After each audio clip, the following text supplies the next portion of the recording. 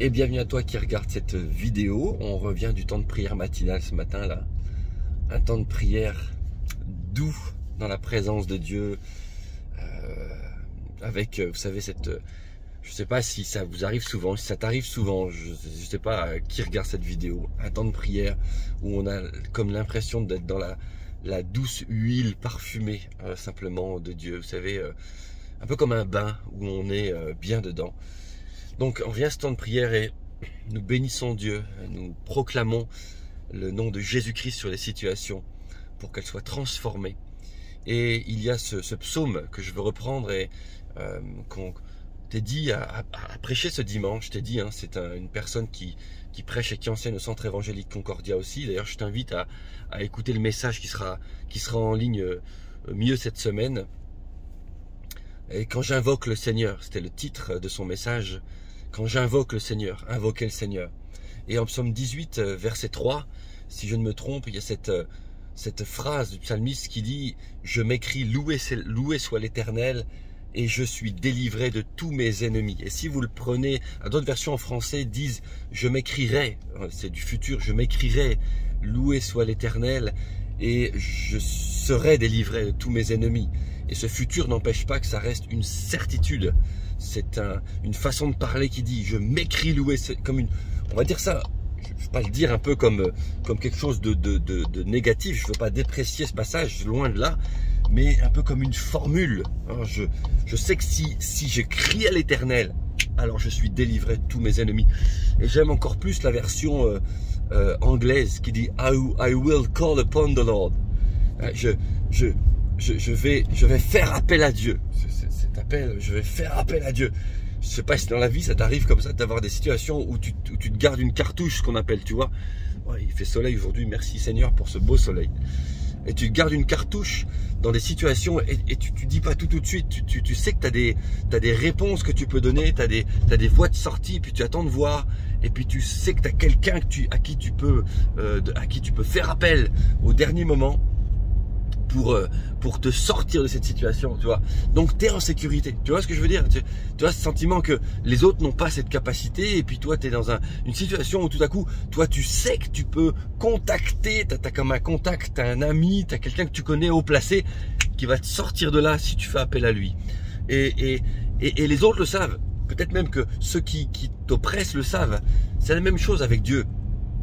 Et le psalmiste il disait: je m'écris, loué soit l'Éternel, et je suis délivré de tous mes ennemis. Mais ce qui est beau dans ce passage, c'est le côté de crier à l'Éternel. I will call, je ferai appel à Dieu, je m'adresserai à Dieu, je ferai appel à Dieu. Quelque part, j'utiliserai cette relation privilégiée que j'ai avec lui pour me sortir de là. Je ferai appel à Dieu, je ferai appel à la puissance de Dieu. C'est vraiment important. Cette notion de I will call, je ferai appel, ça nous engage. J'aimais ce point que relevé t'es dit. Je t'invite à scruter nos réseaux et à voir quand ce passage sera mis en ligne bientôt, parce qu'il disait il disait au tout début de son message que quand on fait appel à quelqu'un, ça nous engage. Ça veut dire que ça implique le fait que nous considérions que lui, eh bien, c'est pas qu'on lui est redevable, mais ça nous engage. Lui, il va agir pour nous. On lui fait totalement confiance. Il y a comme une sorte de contrat entre lui et nous qui fait que, voilà, je te prends cet exemple de contrat d'assurance, par exemple. Tu as tout le monde, si tu regardes que tu as un véhicule, tu as une assurance. Tu as un contrat entre elle et toi. Et puis, s'il y a un problème, tu sais que tu peux faire appel à l'assurance. Parce qu'il y a un contrat, elle est engagée envers toi. Bon, alors, pour cet exemple qui est perfectible, désolé, parce que dans nos assurances, souvent il y a des franchises et on doit nous-mêmes souvent payer quelque chose. Mais avec Dieu, il n'y a pas de franchise. Enfin, pardonnez-moi l'expression, Dieu, si, Dieu est très franc dans ce qu'il dit, mais à Dieu, il n'y a pas de somme à payer. Voilà, vous m'avez compris. Et c'est lui qui intervient. I will call. Depuis quand n'as-tu pas fait appel à Dieu? Tu vois, prier c'est bien et c'est ce qu'on doit faire, on prie Dieu. Mais dans cette situation très, très authentique de dire, punaise, je vais m'agenouiller, je vais tenir ferme dans cette situation. Et dans cette situation, I will call upon the Lord. Je ferai appel à Dieu. Je m'écris, loué soit l'Éternel. J'invoquerai le nom du Seigneur. Et je serai délivré de tous mes ennemis. Et depuis quand n'as-tu pas vu une situation sur ta vie être aplanie, complètement réglé parce que tu avais fait appel à Dieu. Moi, je t'invite, c'est une vidéo d'encouragement, quelle que soit ta situation, même si elle dure. Tiens ferme, sois encouragé et fais appel à Dieu. Un autre passage qui dit ceci dans la parole de Dieu, quand un malheureux crie, l'Éternel entend.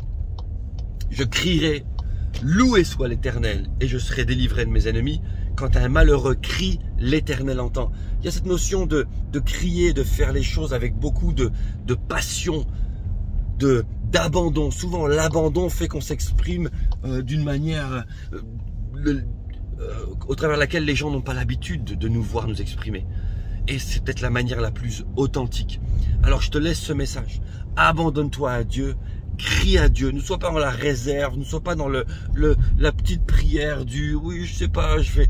Crie à Dieu et réellement vois sa main être déposée sur ta vie et sur la situation dans le nom de Jésus-Christ. Si tu le fais, je veux vraiment t'accompagner et prier pour toi dans le nom de Jésus. Tu verras sa main agir sur ta vie. Bénédiction sur toi.